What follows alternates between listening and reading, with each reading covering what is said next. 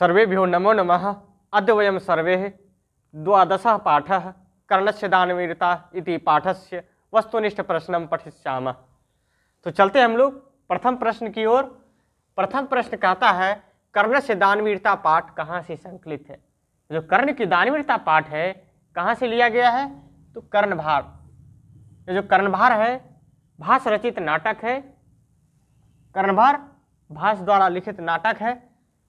तो यह कर्ण की दानवीरता पाठ कहाँ से लिया गया, कर्णभार से लिया गया। अब अगला है कर्णभार नामक नाटक की रचयिता कौन है। कर्णभार नामक नाटक के रचयिता कौन है, तो भास। भास कर्णभार नामक नाटक के रचयिता है। अब है अगला कि कर्णभार नामक नाटक का कथानक कहाँ से संकलित है। यह जो कर्णभार नामक नाटक जो है भास रचित कर्णभार नामक नाटक का कथानक कहाँ से लिया गया है, यह महाभारत से। महाभारत से कर्णभार नाटक लिया गया है। अब है अगला महाभारत के प्रणेता कौन है। महाभारत के प्रणेता कौन है, अर्थात महाभारत के रचयिता कौन है, तो महर्षि वेदव्यास। महर्षि वेदव्यास महाभारत के प्रणेता हैं। अब है अगला प्रश्न कि कर्ण किसका पुत्र था। कर्ण किसका पुत्र था, कर्ण कुंती का पुत्र था। कुंती पुत्र कर्ण। तो आप लोगों को स्पष्ट हो गया होगा। अब चलते हम लोग अगले प्रश्न की ओर। अगला प्रश्न है कि कर्ण किसके पक्ष से युद्ध करता है। कर्ण किसके पक्ष से युद्ध करता था, कौरव पक्ष से। कर्ण कौरव पक्ष से युद्ध करता है। अब है अगला कि कवच और कुंडल किसके शरीर का रक्षक था। कवच और कुंडल जो था तो किसके शरीर का रक्षक था, तो कर्ण के शरीर का रक्षक था। अब है अगला अर्जुन की सहायता कौन करता है। कौन करता है, इंद्र। इंद्र जो है अर्जुन की सहायता करता है।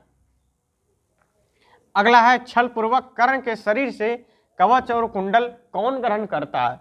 ये जो छल पूर्वक जो है कर्ण के शरीर से कवच कुंडल कौन ग्रहण करता है, तो इंद्र। इंद्र जो है छल पूर्वक कर्ण के शरीर से कवच और कुंडल ग्रहण करता है। अगला है कि भास के कितने नाटक हैं। कितने नाटक हैं, तो त्रयोदश 13। भास के 13 नाटक हैं। तो आप लोगों को स्पष्टतया समझ में आ गया होगा। चलते हम लोग अगले प्रश्न की ओर।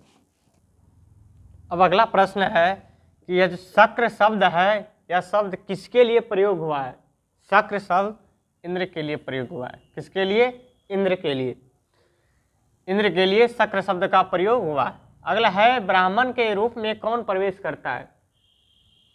कर्ण से छल पूर्वक कवच और कुंडल ग्रहण करने के लिए ब्राह्मण के रूप में कौन प्रवेश करता है, तो इंद्र। इंद्र जो है ब्राह्मण के रूप में प्रवेश करता है।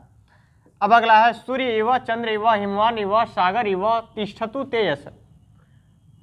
तुम्हारा जो यश हो कैसा हो, सूर्य के समान, चंद्रमा के समान, हिमालय के समान, सागर के समान हो। तो यह जो है यह किसका कथन है, तो इंद्र का कथन है। ये किसको देता है आशीर्वाद, कर्ण को। इंद्र ने कर्ण को आशीर्वाद क्या देता है, सूर्य व चंद्र व हिमान व सागर व तिष्ठतु ते यश। आपका यश सूर्य के समान, चंद्रमा के समान, हिमालय के समान, सागर के समान स्थिर रहे। अगला है धर्मो ही यत्न पुरुष है डैश डैश डैश हतेषु देहेषु गुणाधरन्ते। यह श्लोक है, आप लोग देख लीजिएगा वहाँ। यह श्लोक किस पाठ से उद्धृत है, तो कर्णस्य दानवीरता, कर्ण की दानवीरता पाठ से उद्धृत है। अब चलते हम लोग अगले प्रश्न की ओर। अब अगला प्रश्न है कि मनुष्य के द्वारा धर्म कैसे अर्जित होता है। मनुष्य के द्वारा धर्म कैसे अर्जित होता है, तो प्रयत्न से मनुष्य के द्वारा धर्म अर्जित होता है। अब अगला है राजा का धन किसके जिह्वा के समान चंचल होता है। राजा का जो धन होता है किसके जिह्वा के समान चंचल होता है, तो भुजंग, सांप, जो सर्प के जीव के समान चंचल होता है। किसका धन, राजा का धन। अगला है सूर्यपुत्र किसे कहा गया है। सूर्यपुत्र जो है कर्ण को कहा गया है। किसको कहा गया है, कर्ण को। अगला है शरीर के जाने के बाद भी कौन अस्थायी रहता है। जो उसका जो गुण होता है, यश गुण, वह हमेशा अस्थायी रहता है। अगला है कर्ण पहला भिक्षा क्या देता है। इंद्र भिक्षा मांगता है तो कर्ण पहला भिक्षा क्या देता है, सालंकारम गौ सहस्रम, अलंकार सहित हजारों गाय देता है। अब चलते हम लोग अगले प्रश्न की ओर। अगला प्रश्न कहता है कर्ण दूसरा भिक्षा क्या देना चाहता है।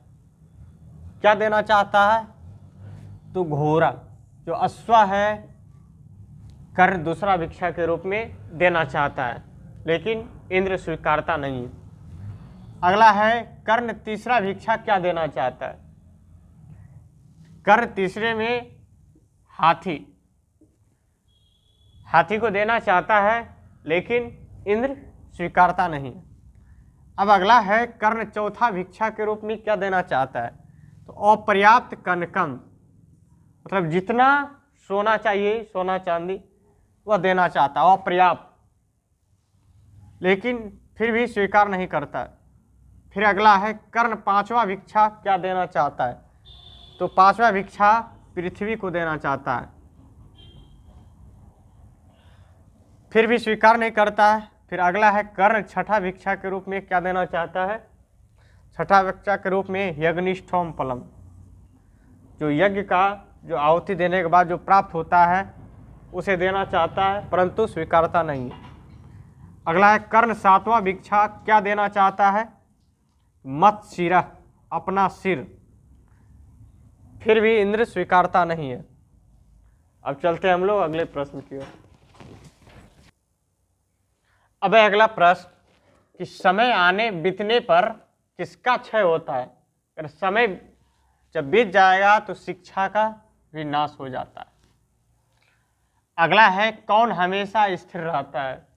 जो किया हुआ जो दान होता है यह स्थिर रहता है हमेशा।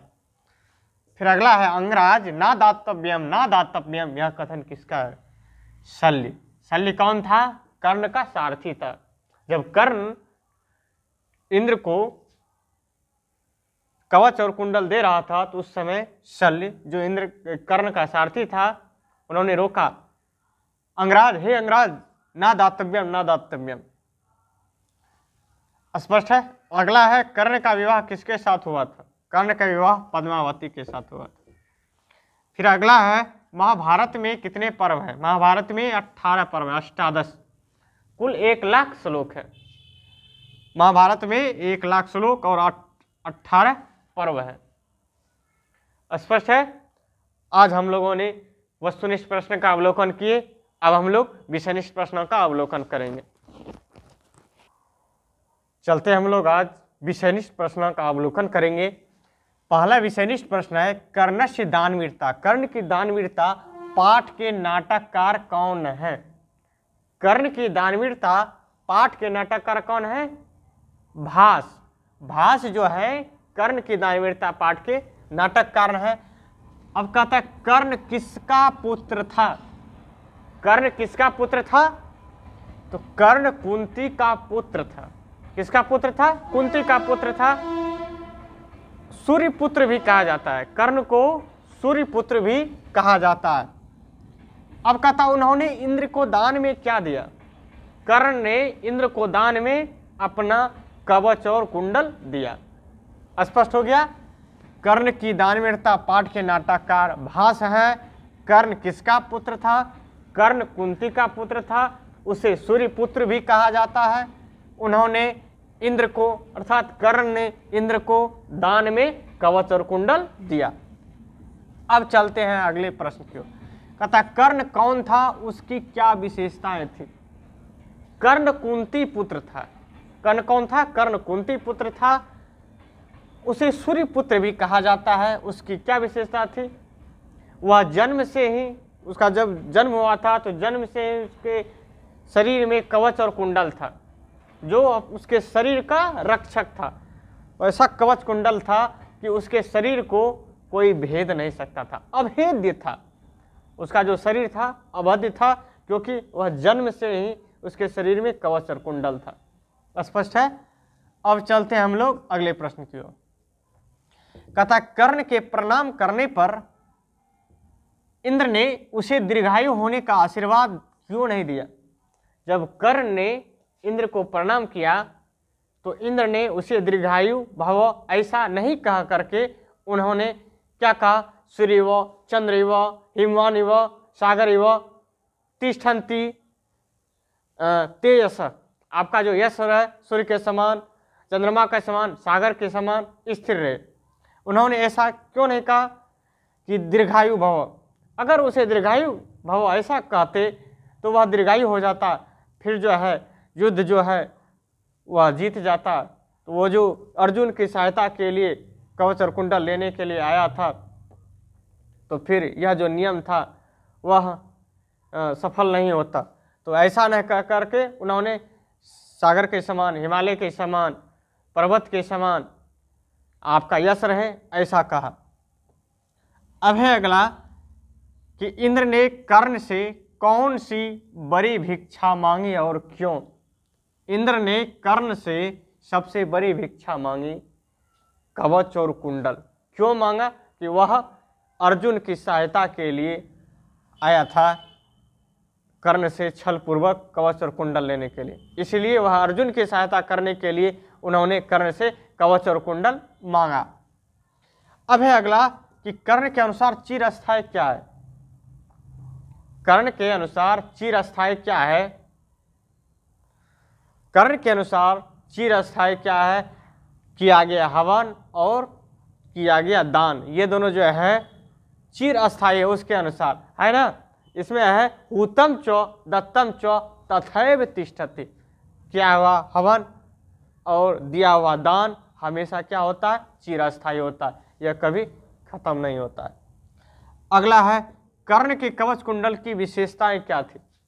कर्ण के शरीर में जो कवच कुंडल था तो उसके शरीर के रक्षक थे, उसे भेदा नहीं जा सकता था। वह क्या था? शरीर का रक्षक था, तो उसे भेद नहीं सकता था, उनकी यही विशेषता थी। तो आज हम लोग विषयनिष्ठ प्रश्नों का अवलोकन किए कर्णस्य दानवीरता पाठ के, तो आप लोगों को समझ में आ गया होगा। इसका जो है PDF आप लोगों को टेलीग्राम ग्रुप में प्रोवाइड करवा दिया जाएगा, आप लोग वहाँ से अच्छी तरह से लिख सकते हैं। तो आज इतना ही, धन्यवाद।